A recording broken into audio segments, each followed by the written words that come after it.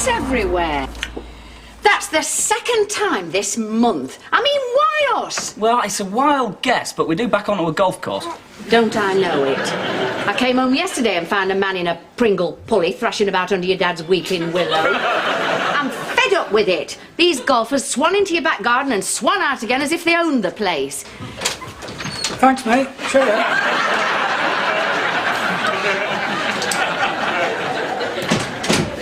He needed the toilet.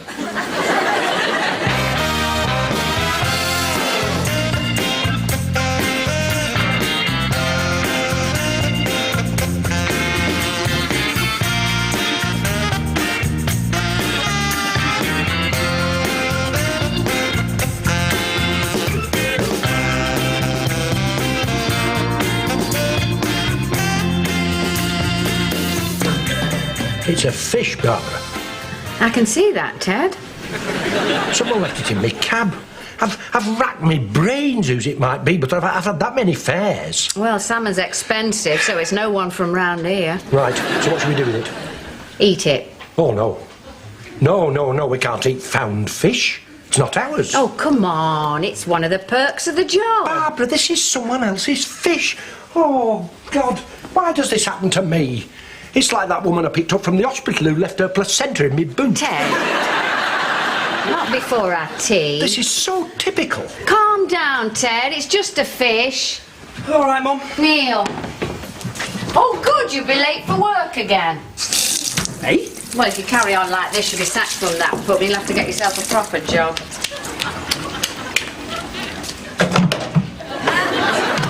Neil, I was just about to heat up your dad's tea. Sorry. Thank you.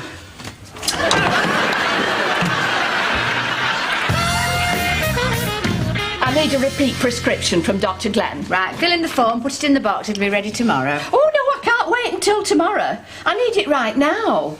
Couldn't you just nip in and get Dr. Glenn to sign it now? No, I could not just nip in.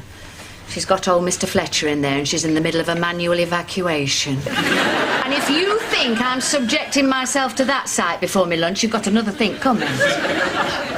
So, to cut a long story short, last night my Clive declared war on Mr. Hodgkin at number 23. What, for using a garden sprinkler? Well, as Clive says, a hosepipe ban is a hosepipe ban. Anyway, hostilities have escalated. He caught Hodgkin soaking his tomatoes at 4 this morning. Well, what was your Clive doing up at 4 in the morning? Observing Mr. Simpson at number 27. He's been sponging his hatchback on the sly. He's turning into a bit of a vigilante, your Clive, isn't he? I know. It's ever since Channel 5 screened Death Wish. Hello, Linda. Hello, Martin. Doreen, will you tell my mother that I have no intention of speaking to her until she apologises to my husband? Yes, Barbara. Yeah, Linda thank you, Doreen, I heard.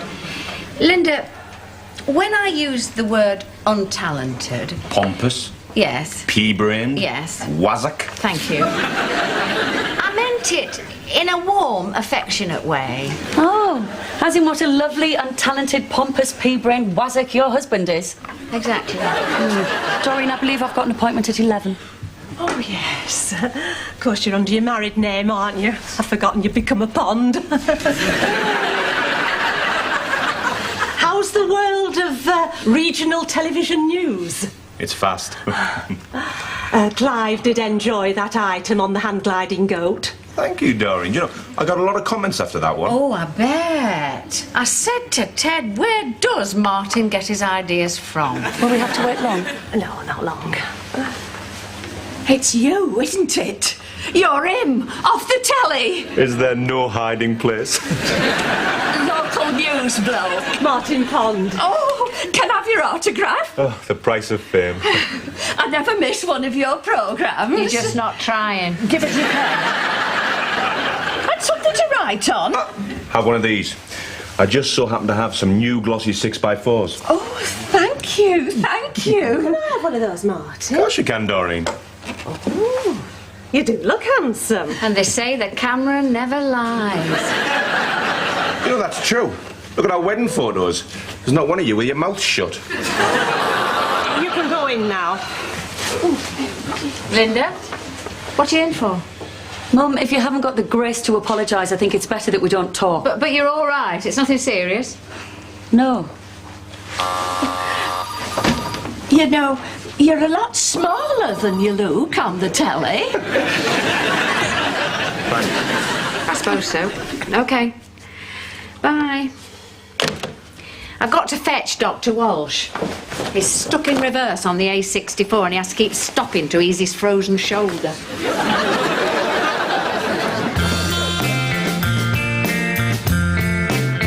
I'm a passionate person, you see, Barbara. I need the touch of a man's flesh. It's my oxygen. She's overcharged me for this pickle. And men need me. I knew she wasn't concentrating. It was the dopey one with the shaggy hair and the bum like 2 jelly moles. Bob, why is my life so complicated? Last week I met Phil and I thought, yes, this is it. This is the big one. And then what happens? Jack turns up. They're like buses, men, aren't they? 2 come along at once. Well, if you will camp outside the depot. Oh, come on, Barbara. Who should I choose? Oh, Phil!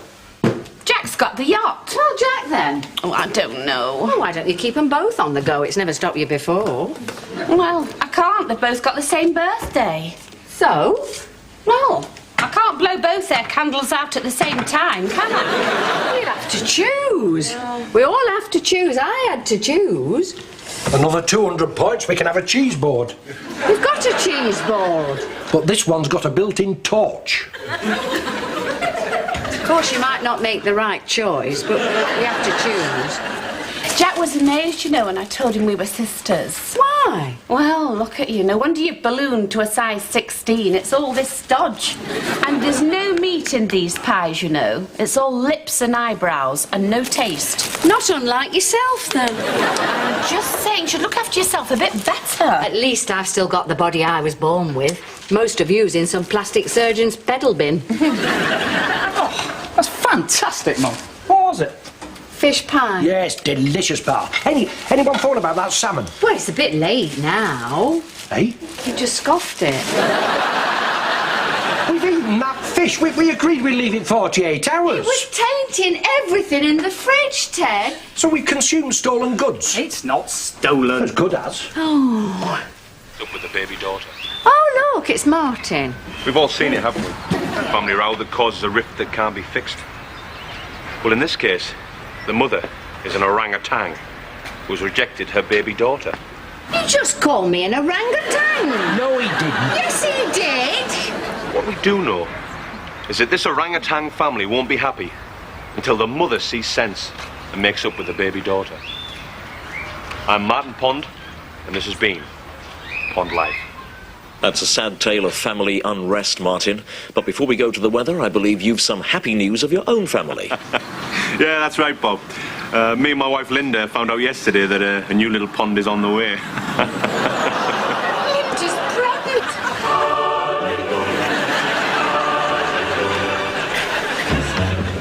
This is all very sudden. Well, somebody's got to bury the hatchet. I mean, if all it takes is for me to say sorry. Oh, God. What? I can't do this. What? I can't apologise. You'll be all right. But I've never done it before. Well, I'm never in the wrong. I know. I can't. Barbara, the only way we're going to sort this out is by talking. I mean, look at us. We've talked every day of our marriage. Except that day in Filey when you forgot the sweeteners. Look, do you want to know your grandchild or not?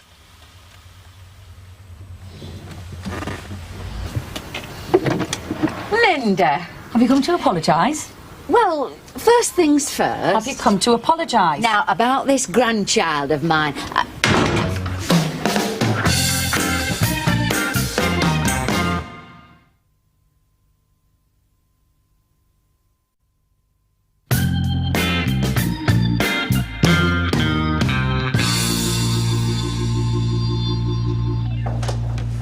So, what's it with you and Linda?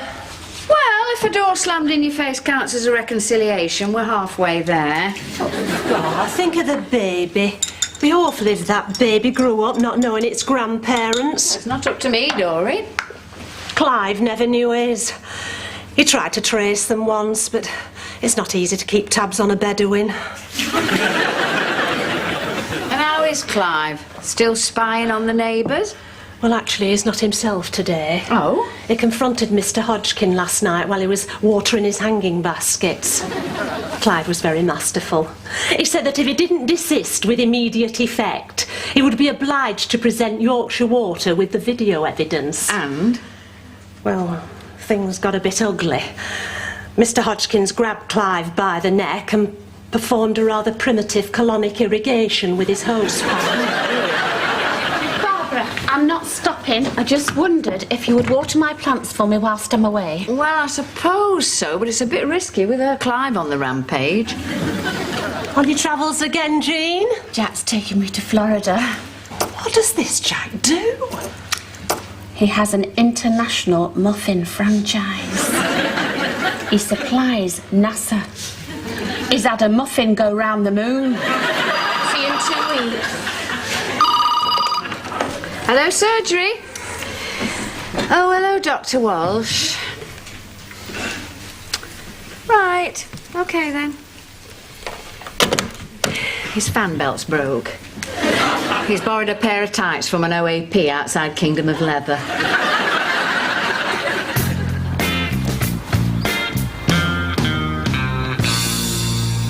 What's up, Bar? Oh, Mr. Thornycroft thinks he left some fish in your cab. What? I tracked you down because I always make a mental note of the cab number. 40 years in the police force, you see. Teaches you tricks like that. I told Mr. Thornycroft that we hadn't seen any fish. Did you? Yes. I mean, we haven't ever seen any fish in your cab, have we, Ted? No. No fish. Scum. Eh? Scum! Round here. Woman opposite me was robbed last week. Bound and gagged with her own bra. Found her in the cupboard under the stairs, choking on a 46D cup. That's why I never go out of the house without this. Only language the scum understand. Well, I'm sorry, Mr. Thornycroft, but we haven't seen any fish. Oh, someone's got it. If I find the rat who's got my fish, I'll give him what for. I might be retired, but I've still got what it takes. Here, punch that. What? Go on, have a go. No. Hard as nails. Give it your best shot.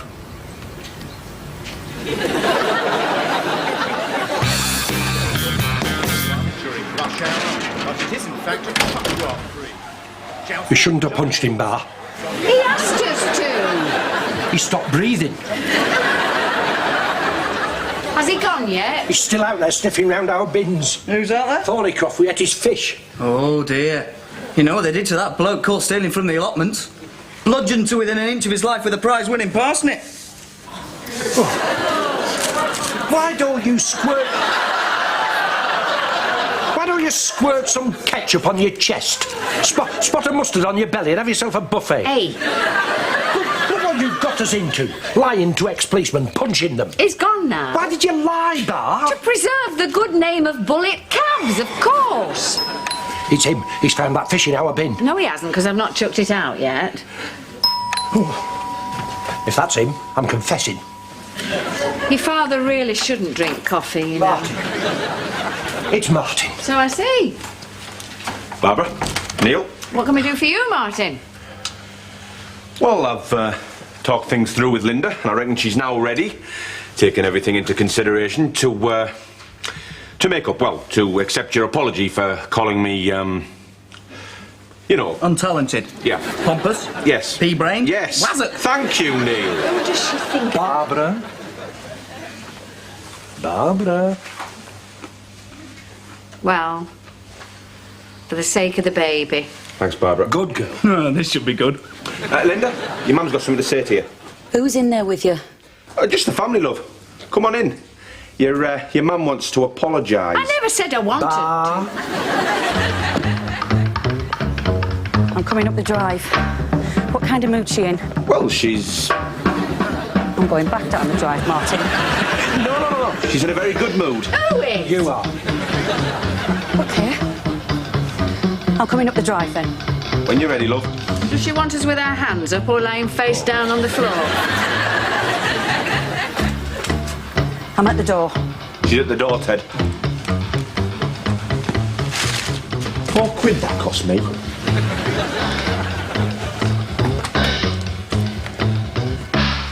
Linda? Mum? I understand congratulations are in order. Yes. Well, you're looking well on it. How many weeks are you? 12. I'm sorry, love. Me too.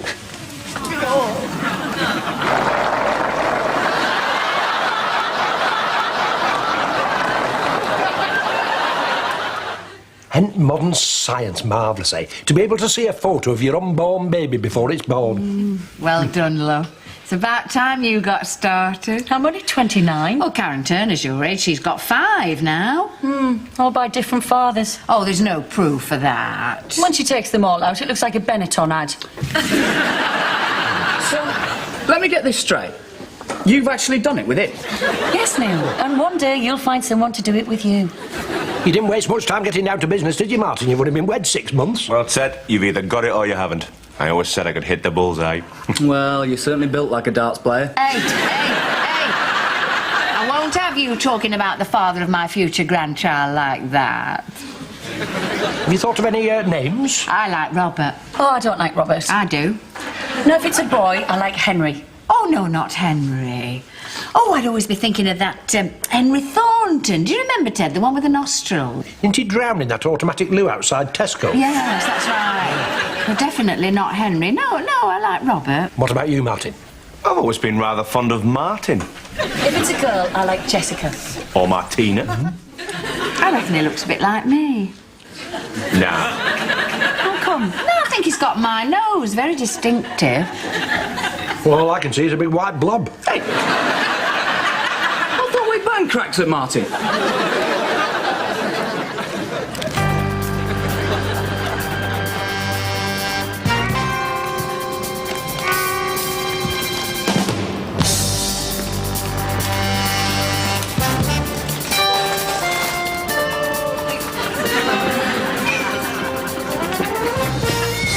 Clear off.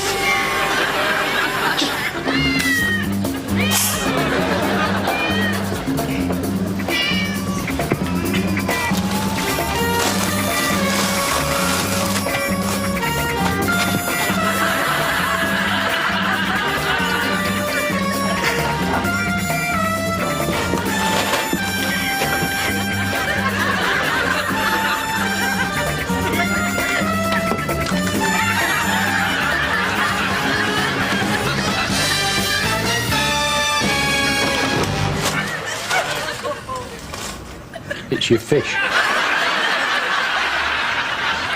That's not my fish. Yes, I know. Oh, I'm sorry. Look what someone's left in me cab now. Oh, for goodness sake. You'd think they'd have noticed. Yeah. Oh, didn't know Friends was on. Oh, I'm sorry, Jean. Oh, I like these American comedies. They always have very long telephone leads. It's our Jean. Florida's off. She's found out that Jack's been 2-timing her. Jack?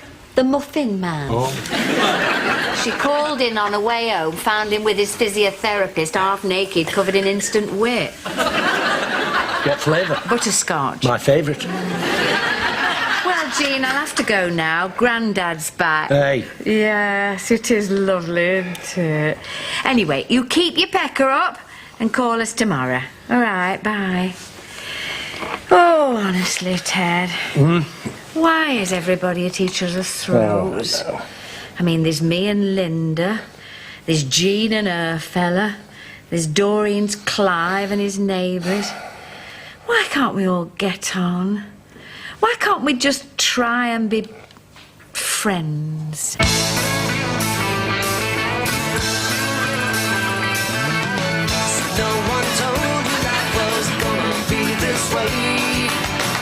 job's a joke you broke.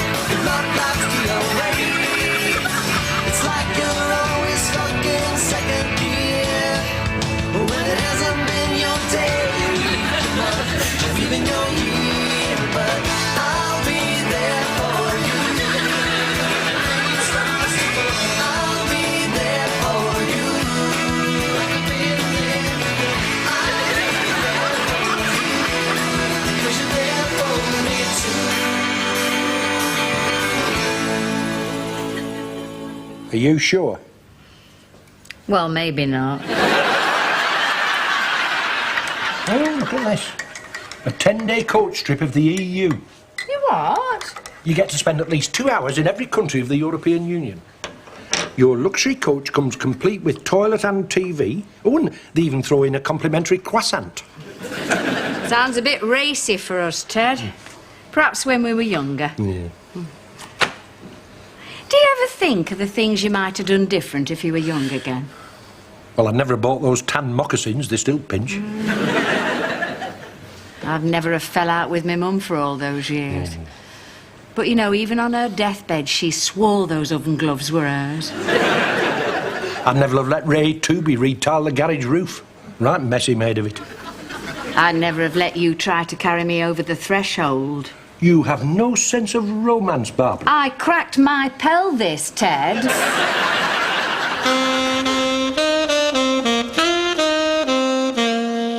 Well, before we get stuck into tonight's Pond Life, some good news on that zoo story from earlier in the week. Martin. Thank you, Bob. That's right. You all remember the touching story of the orangutan family that weren't getting along? Well, the good news is, the orangutan mother who abandoned her baby has now seen sense, and mother and daughter are now happily reunited. He's calling me an orangutan again. Right, at 3:30 tomorrow then? Right, OK, bye. So you spent the night in Casualty? I tell you, I'm at the end of my tether bar. What exactly happened? Well, there we were, sitting at home playing this video game, Zombie Death Warrior. It's very good. Yes, I'm sure. When suddenly we saw him. Hodgkin? Yes, flaunting his sprinkler. Clive became a man possessed. He vaulted over the trellis and took his chainsaw to Hodgkin's gazebo. And that's when Hodgkin turned nasty again. I must say the doctors were marvellous. They sedated Clive and then they, got to work. And you say it took 6 hours to remove the sprinkler.